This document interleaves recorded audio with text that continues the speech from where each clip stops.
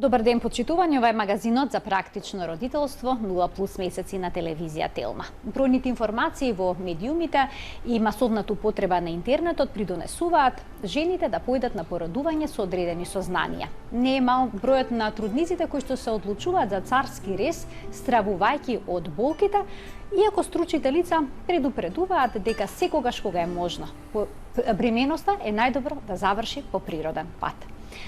Царски рез или природно породување? Тоа е дилемата за која што денес ќе зборуваме со доктор Александар Бојаджиев, специјалист по гинекологија и акуширство од Аџибадем Систина. Добре ни дојдовте, доктор Бојаджиев. Добро најдов, благодарам на поканата и поздрав до гледачите. Ќе започнеме од положбата на породувањето.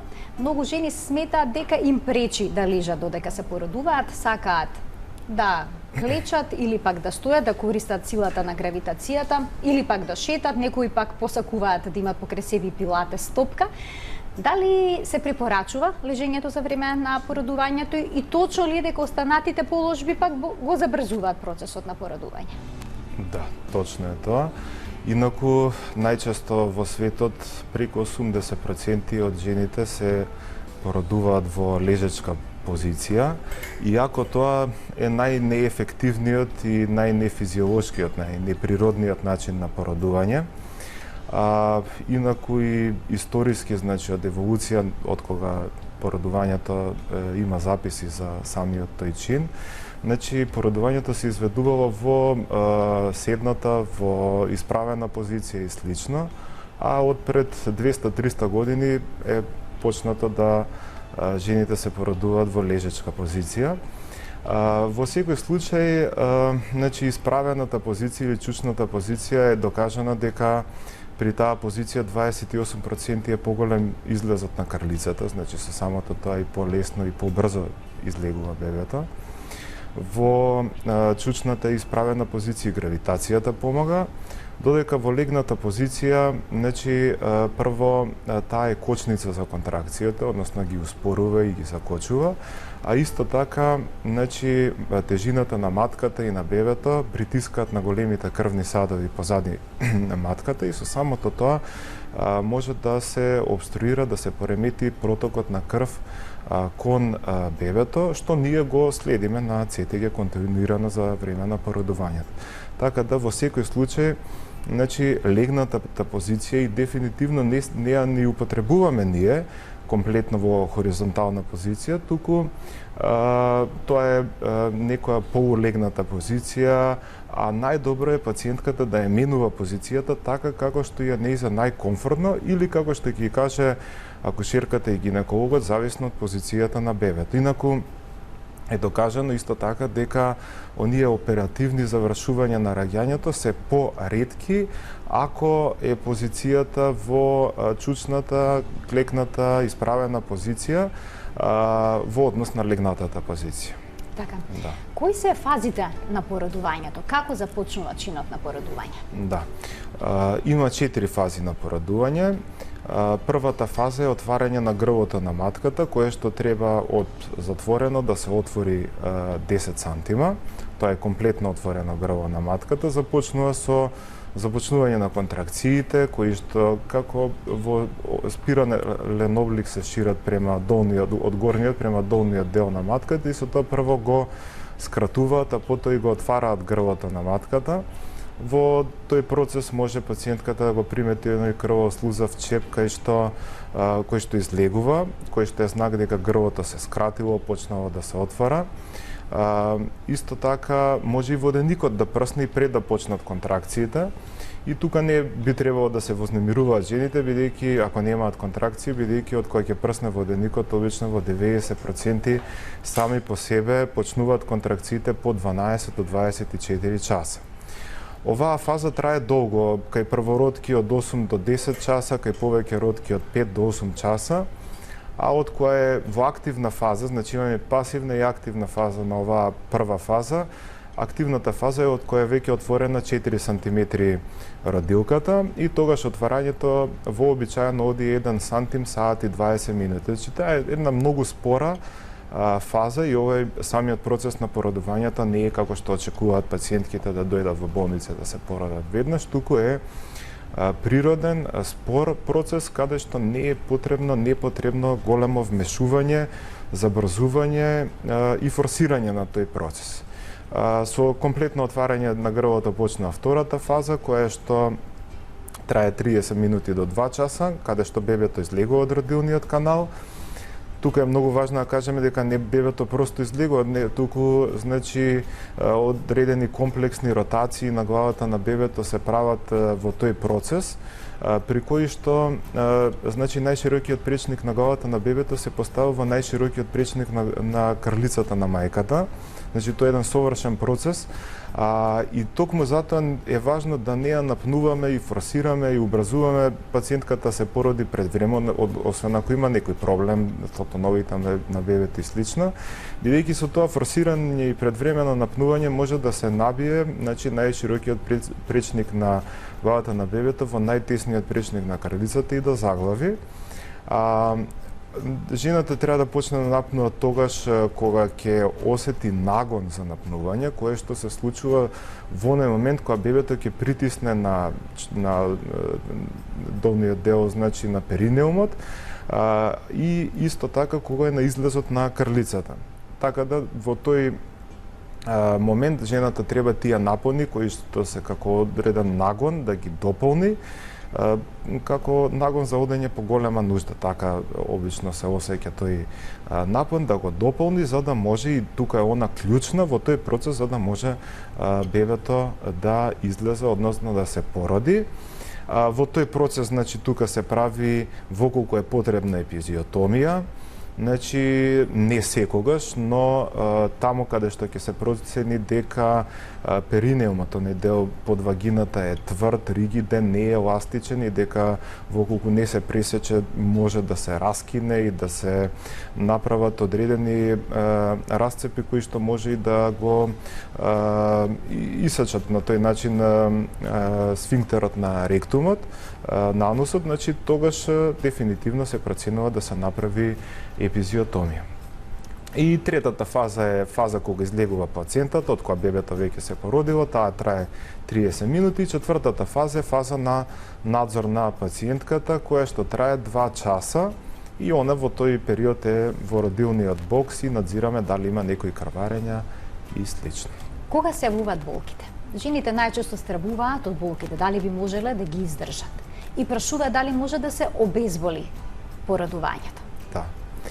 Во која фаза почнуваат да ги чувствуваат и... Вака, видете, индивидуално е. Значи, се во врска со породувањето мора да имаме индивидуален пристап и секој од нас е различно склон на болка. Некои луѓе се, значи, потолерантни, некои не се. Да. Од многу фактори зависи, од тоа колку е големо бебето, колку е голема крлицата, колку е жената под стрес, колку е опуштена, колку е спремна за раѓањето и возраст има, значи многу фактори имаат улога.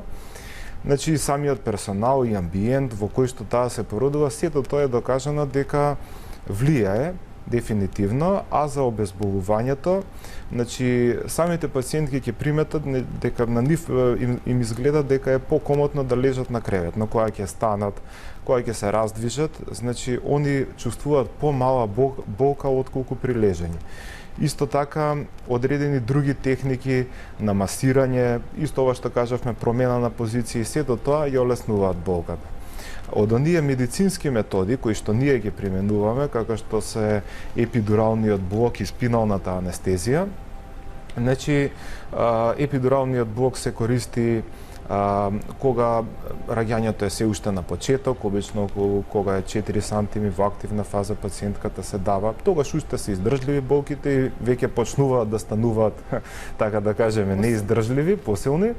Во тој момент ги обезболуваме пациентките со епидурална анестезија и таа анестезија може да трае колку што е потребно, и 20 часа, и 30, и 5, колку што е потребно, бидејќи тој лек оди преку едно цевче во кичмата на родилката и колку што е потребно тој лек се дозира, може да се зголеми дозата ако има појаки, ако се уште чувства болки, може да се намали, кога ќе дојде времето за породувањето, она и мора да осети кога треба, кога е правиот момент да напне, затоа што она е клучна во таа фаза во второто родилно време.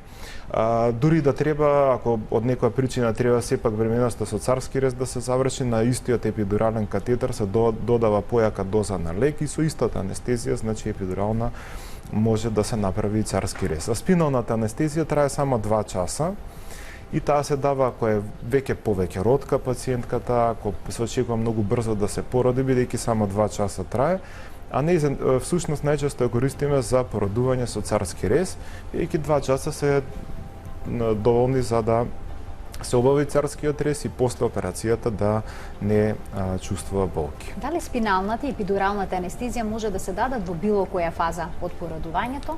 Па тоа ви кажам, значи епидуралната анестезија може значи ако е предоцна, тогаш може да дадеме спинална анестезија, бидејќи таа делува веднаш, значи ефектот е веднаш и е појак. И тогаш ако е веќе пациентката отворена 8-9 сантима, може да се даде спинална анестезија, а епидуралната е резервирана за поние порани фази кога почнуваат болките и слично. Така да си има точно кога се дава едната, кога другата. Ќе им дадеме можност и на гледачите да се вклучат денеска во програма на телефонскиот број 3076-677. Зборуваме за природно породување, наспроти царски рез. Гостин во студиото ни е доктор Александар Бојаджиев, специјалист по гинекологија и акушерство од Аџибаден, Систина. Често пати се спомнува индукција при породувањето. Кога е таа неопходна? Индукција на породувањето значи тоа е одредена медицинска интервенција при која што ние даваме лекови кои што провоцираат, односно предизвикуваат контракции на матката со цел да се породи пациентката. Значи индукцијата може да биде индицирана, односно од медицински причини, од страна на мајката ако има некои болести, висок крвен притисок, од страна на бебето, ако има, да речеме, заостаток во растот, проблеми со плацентата, инсуфициенција на плацентата, ако е преносено бебето, значи ако има одредена медицинска индикација и тоа е значи за индицирана индукција. Имаме и програмска или планирана индукција, која што со разговор со пациентките планираме кога точно да се породат и тоа е еден вид профилактичка индукција за породувањето.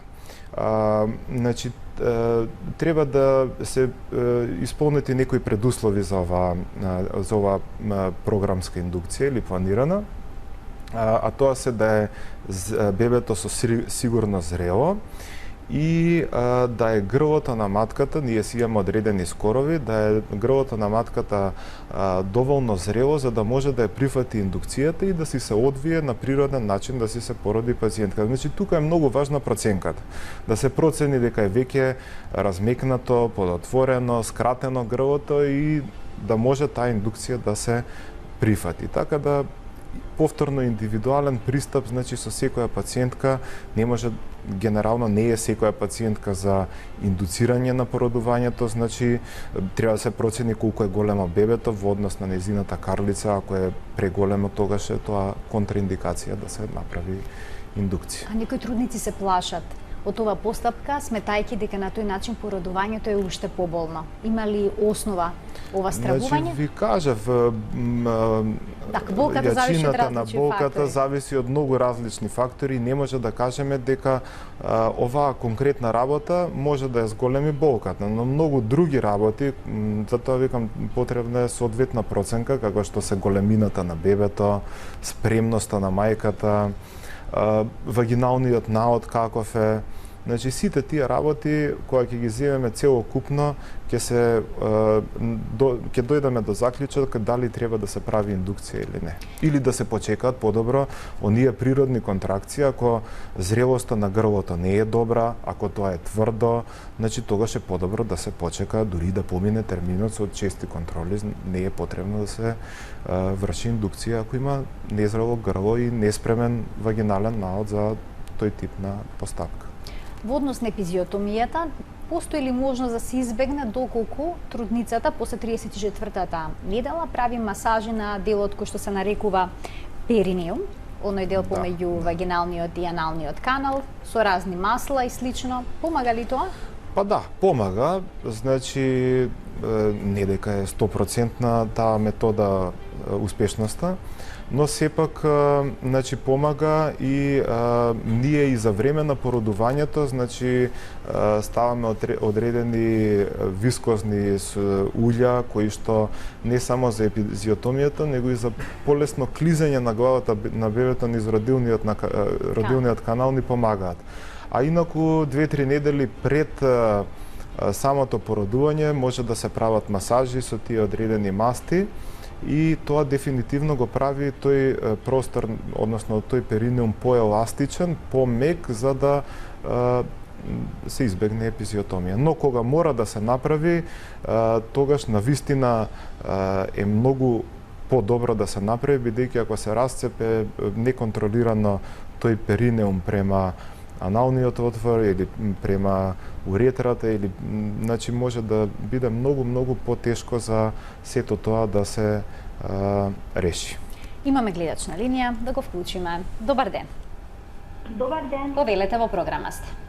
Сакала да го прашам докторот за помошта со вакуум, да сум породена природно, ама со примесно вакуум до извадија детенци. Така, за породување со вакуум сакате да прашате? Да, така, ви благодарам. Што поточно за породување со вакуум? Значи, со наплувањево, наплував, јас се породив во Германија, дека не го знам добро германски, и ми кажа, дали дозволувате детето да го извадиме со вакуум. Јас прашав дали е тоа страшно, ми кажа не се случува со одредени девојки, жени, и јас дозволив. Значи, се кажа, бебето накливо не сака да излезе. Така ми објасни. Така, стравување на мајката, дали постојат опасности од породување со вакуум? Така, ви благодарам за вклучувањето во програма. Тоа е, значи, породувањето со вакуум екстрактор е една, како што спомнав предходно, од оние оперативни методи на завршување на вагиналното породување. Тоа е кога или контракциите се недоволни, а тоновите на бебето паѓаат, или мајката не напнува доволно, или не се спушта главата на бебето во родилниот канал, тогаш имаме две опции, во кој е премногу итно и тоновите на бебето се лоши, тогаш без да ја прашаме пациентката, главата на бебето, значи со помош на вакуум екстрактор ќе помогнеме да излезе. А воколку значи тоновите се добри, тогаш може да пробаме одредени техники да се доизротира главата за да се породи природно.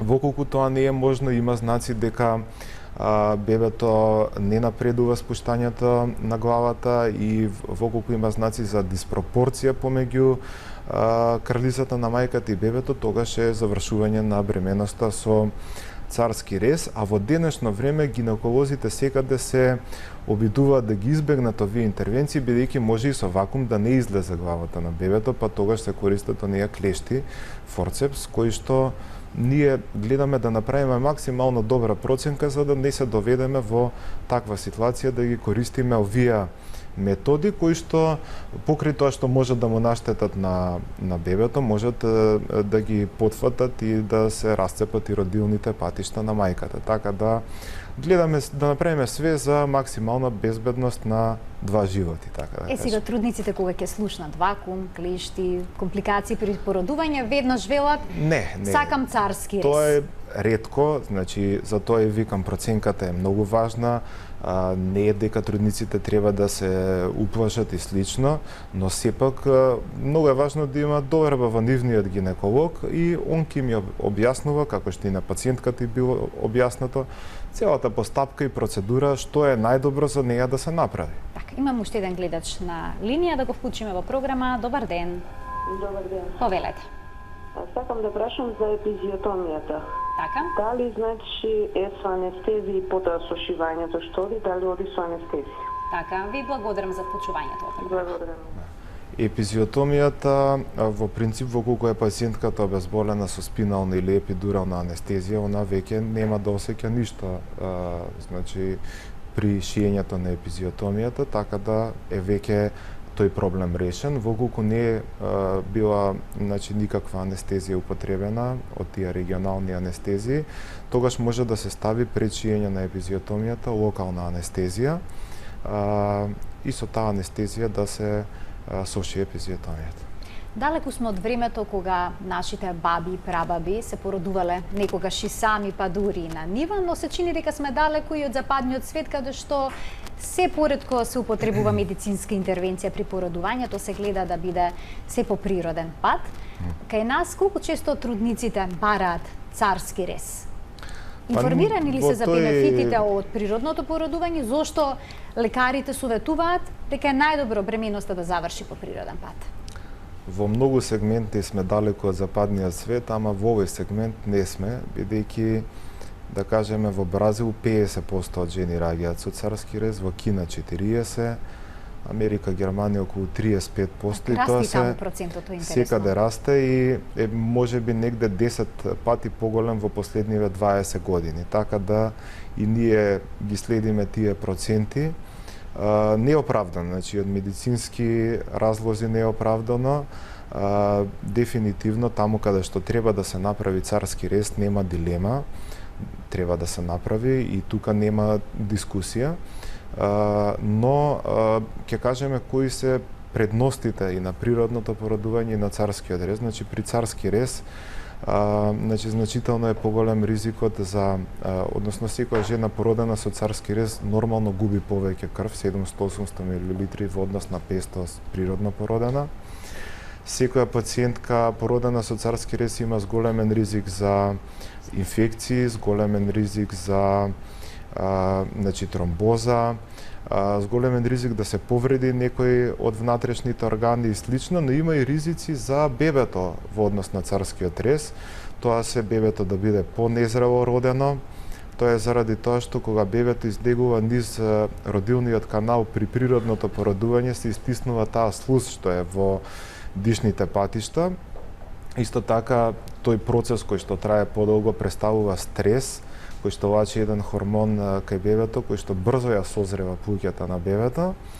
И исто така бебето доаѓа во контакт со нормалните, добрите бактерии на вагината, пробиотската флора на вагината, и сето тоа доведува до значително подобра кондиција на бебињата родени по природен пат, помал ризик за интолеранција на лактоза, помал ризик за алергии, за астма, имунитетот така е, пошто се колонизирани од тие бактерии, значи од вагината веднаш се колонизира гастроинтестиналниот старт и така добива еден подобар старт самото бебе породено по природен пат, но има и негативни страни природното породување. Еве се забележало дека пациентките природно породени имаат поголем степен на болка при односи после породувањето, имаат поголем ризик понатаму во животот да имаат спадови на матката, на вагината, на бешиката, проблеми со мокрењето, поради тоа што при самото породување може да се растегнат лигаментите кои што држат матката, бешиката, значи сите тие потпорни структури, но тоа е во мал процент. Значи нека секоја жена, туку кај оние кои што родиле крупни деца и повеќе деца во животот. Имаме двајца гледачи на линија, многу малку време, ајде ќе се обидеме да ги вклучиме. Добар ден. Добар ден. Повелете во програмата. Пациентка со вродена тромбоцитопенија. Така. Сакала да го прашам докторот каков пороѓај препорачува тој, дали природен или царски? Ви благодарам за вклучувањето. Значи, не кажа пациентката, во принцип природно породување не е никаква контраиндикација во колку има тромбоцитопенија, но не кажа колку и се тромбоцитите. Инаку ние даваме и кортикостероидна терапија за да се покачи бројот на тромбоцитите и слично, но генерално природно породување не е контраиндицирано во колку пациентката има умерена тромбоцитопенија. Уште еден гледач на линија очекува да биде вклучен во програма. Добар ден. Добар ден, дали се слушаме? Да, ве слушаме во програма, сте повелете. Добар ден, го поздравувам докторот и вас, убава ви е темата. Само едно прашање, се работи за моја роднина, денеска се пораѓа. Така? Е дадено провокација неколку часа, нели таму трае, и рекол докторот дека ќе и дадат анестезија за да е сецнат, нели така кажано. Така. Дали таа анестезија е целосна или локална? Благодарам. Ви благодарам за вклучувањето во програма. Сега не знаеме точно какви се околностите, али по ова што можеме дефинитивно локална анестезија. Може и да се даде целосна анестезија воколку не била обезболена со епидурална, воколку треба да се провери внатрешноста на матката или грлото на матката, но тоа не е ништо страшно, бидејќи тоа е еден вид, така е викаат, опивка. Буквално пациентката спие некои десетина минути. Не е онаа општа анестезија која што се користи за операции, кај што е пациентката интубирана и слично, така да во секој случај немаме доволно информации за да знаеме што се случува, али во секој случај да ја посакаме на пациентката со лесно да се породи, убаво. Така и да си ужива потоа во мајчинството, да има едно позитивно искуство со породувањето. Само сосема на крај, велат царскиот рез не боли во моментот, но откако ќе помине анестезијата, болките се тука. Точно ли е дека понекогаш болката е интензивна колку и операцијата од отстранувањето на матката?